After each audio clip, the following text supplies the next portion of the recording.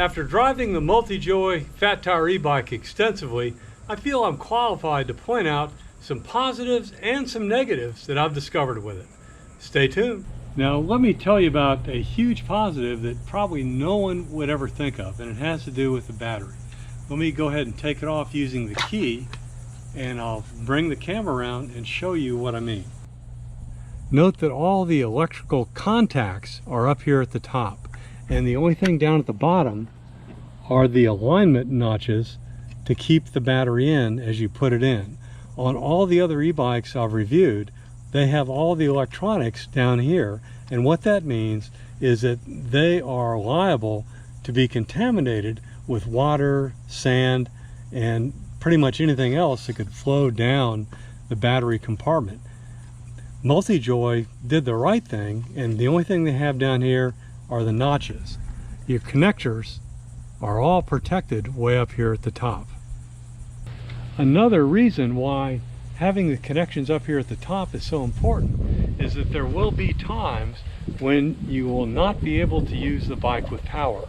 There are some places that do not allow electric bikes, but you still have a viable fat tire bike once you take the 10.5 pound battery off. And by having the connections up here, again, you don't have the connections down at the bottom where they're liable to be scuffed with your feet or anything else that could happen that would damage them and basically just totally destroy your very expensive e-bike. And so I think the best way to do this is to go front to back, then top to bottom. So the first thing you notice is the tires. These are Kendra K-Shield tires and are industry noted for being very puncture resistant. So that is a huge plus. It also has a 48 volt light that I've tested, and it is very bright. It's much brighter than some of the other versions I've seen on other e-bikes. In terms of the brakes, as a result of the supply chain issues and the popularity of e-bikes, you may not get the same brand of brakes that I have, but they will be 180 millimeter disc rotor brakes. The fact that they're larger allows them to reduce heat and cool faster. They're not as noisy as 160. They prevent brake fade and provide a lot more braking power than a 160 millimeter or, God forbid, 140 millimeter rotor. So in my mind, that is a huge plus. The spokes are heavy duty, so they're going to stand up to some banging if you're taking it off-road. I've only taken it on the beach, but if you take it in the mountain, you'll appreciate that. The front fork has a coil suspension that you can lock in, lock out. Lock in for high-speed driving, lock out if you're on bumpy roads, and the 80 millimeters of suspension will handle the potholes easily. Let's get into the heart of an e-bike, which is the powertrain. It starts up here with the battery. This is a 20 amp hour battery made of LG components, so you know it is highly reliable and made of custom innards. It also has an aluminum alloy cover, which allows for efficient heat dissipation and better battery performance.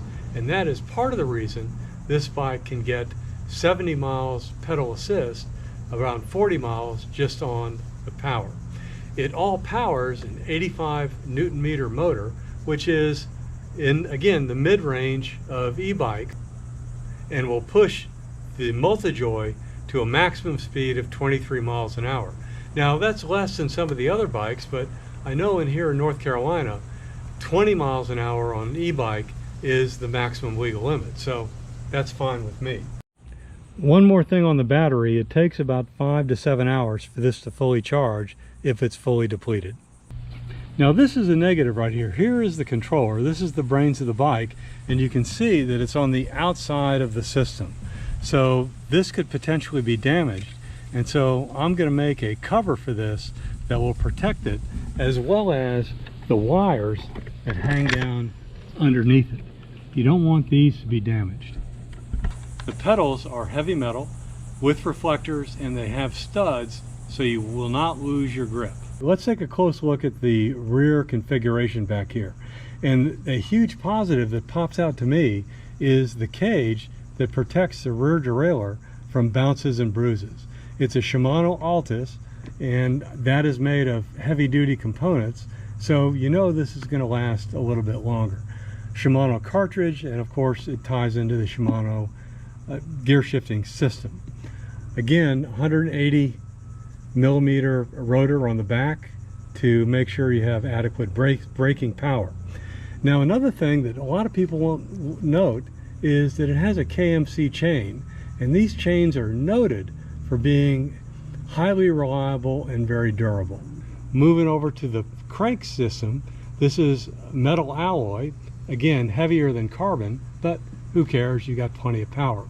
In addition to the headlight, it has a tail light that is tied in with your braking system. Finishing up the front to back before we go top to bottom, you have this rack and fender back here, which again protects you from having mud and water splattered on you. Another huge positive is the design of this crossbar right here. The fact that it dips down makes it very easy to move your leg over the crossbar and get on the seat. So if you prefer having the crossbar to connect it to a truck hitch, that allows you to still have the easy access that you would get with the step over model. You can see there's not that much difference right here. And I did measure the height of this versus some of the other e-bikes I've tested, and this is 3 inches lower. And when you're on unstable surface like sand, that becomes significant. Moving on to another positive, this is a ProMax seat post, very comfortable seat, and it is adjustable forward and backward. Going across the top of the handlebar, let's start here with the nice rubber grip handlebars, good brake levers, a little bell, reflector, and then here is the display. It's a color display, and it's unique in that I can actually see this in bright sunlight with polarized glasses on. Then over here on the right, you have the standard Shimano 7-speed shifter, half twist throttle, another hand grip, and of course your brakes. Very nice. All this sits on top of a ProMax stem. A huge positive about this bike is it only weighs 72 pounds with the battery. The battery weighs 10.5 pounds by itself, so once you remove the battery, you're well within the 70-pound weight limit associated with most fat tire e-bike truck hitches.